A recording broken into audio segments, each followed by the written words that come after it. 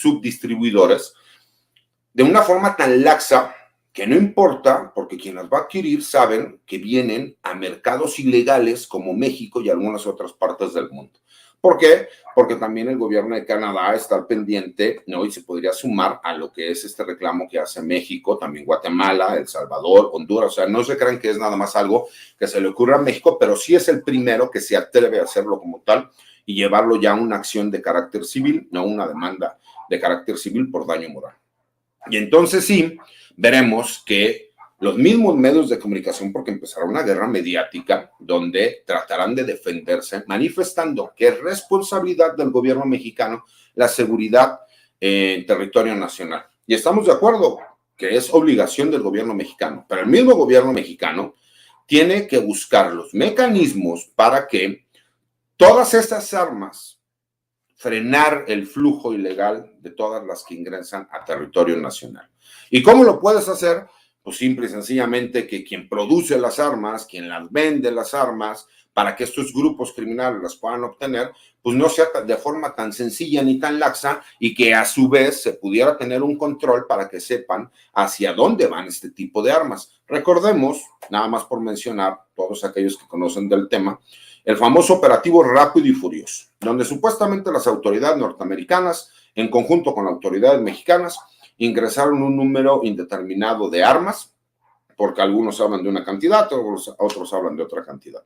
Supuestamente para hacer el seguimiento y saber, una, cómo ingresaban de forma ilegal a territorio nacional y dos, cuáles eran los grupos criminales preponderantes que terminaban adquiriendo esas armas.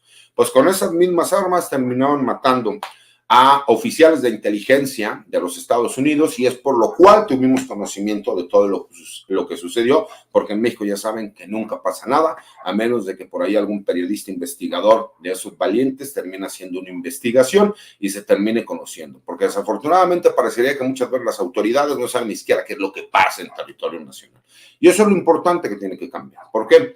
Porque el seguir nosotros poniendo a los muertos, ¿no? Poniendo a los civiles que fallecen, a los policías que fallecen, a los marinos que fallecen, a los militares que fallecen, siendo nosotros en todo momento el patrio trasero de los Estados Unidos, pues por supuesto que no va a tener mayor interés, porque aparte es tan poderosa esta Asociación Nacional del Rifle, que ellos son quienes tienen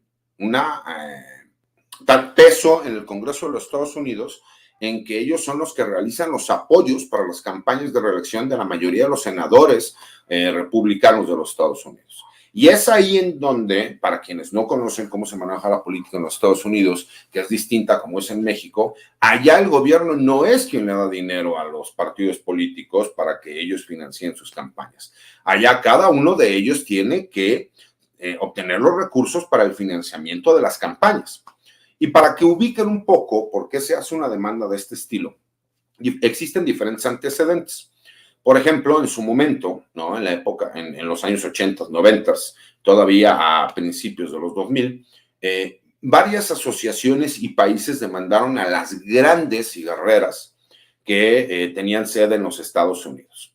¿Y esto por qué? Pues porque no tenían la leyenda que ahora vemos, ¿no? En donde se le explicaba a la gente que el fumar podía producir cáncer, enfisema pulmonar y todo este tipo de situaciones. Bueno, ¿por qué México nunca intentó una demanda de ese estilo? Porque las cigarreras, previendo esta situación, buscaron al gobierno mexicano en esos tiempos donde el PRI era el único que gobernaba en el país y pagaron una indemnización para que México nunca estuviera en posibilidades, ¿no? Con un acuerdo de confidencialidad, para demandar a estas grandes empresas cigarreras.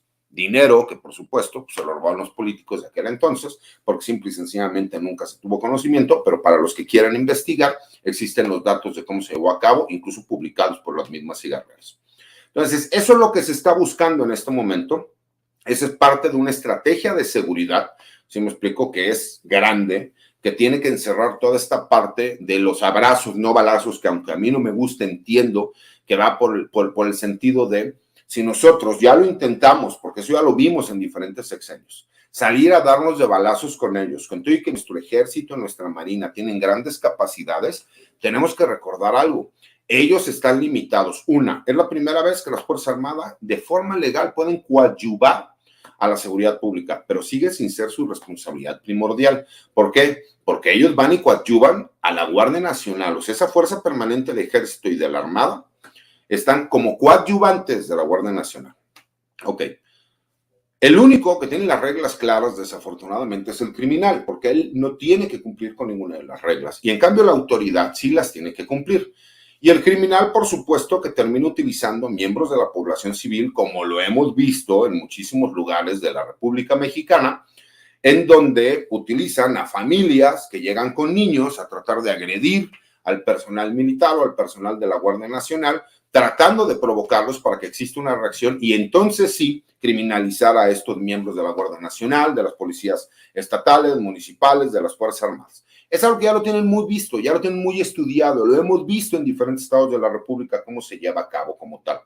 Y entonces, lo que en el gobierno de Calderón se decía que eran daños colaterales, o sea, la muerte de civiles que tuvieran que ver en este tipo de situaciones, y que en su gran mayoría era porque los mismos delincuentes, al tratar de huir o tratar de no ser detenidos, atacaban a la población civil. ¿Para qué? Pues para crear el caos y poder ellos escaparse de los operativos de las autoridades.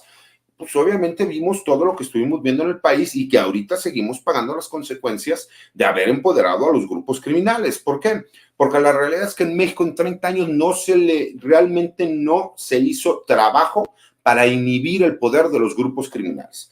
Se pensó que deteniendo a todos estos líderes de los grupos criminales y del narcotráfico, que para quien no me crea, pueden ver Vicente Fox, Calderón y el querido Peña Nieto, analicen y chequen todos los objetivos primordiales que supuestamente detuvieron o terminaron siendo mandados, extraditados a los Estados Unidos y juzgados en los Estados Unidos, o aquí en México ya están en libertad.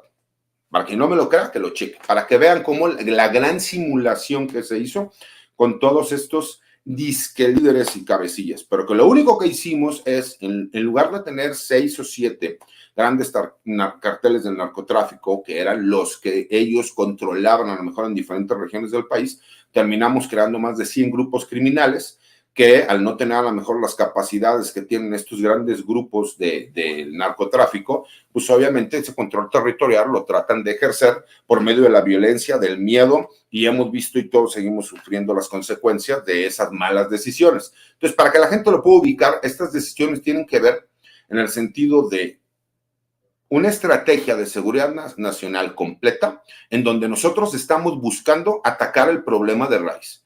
Veremos que nos vamos a tardar muchos años en que llegue a una conclusión feliz, en dado caso de que el gobierno mexicano pueda demostrar esta acción, porque incluso les aseguro que terminará, de acuerdo a mi punto de vista, ante la Suprema Corte de Justicia de los Estados Unidos por la trascendencia que tendrá el caso como tal.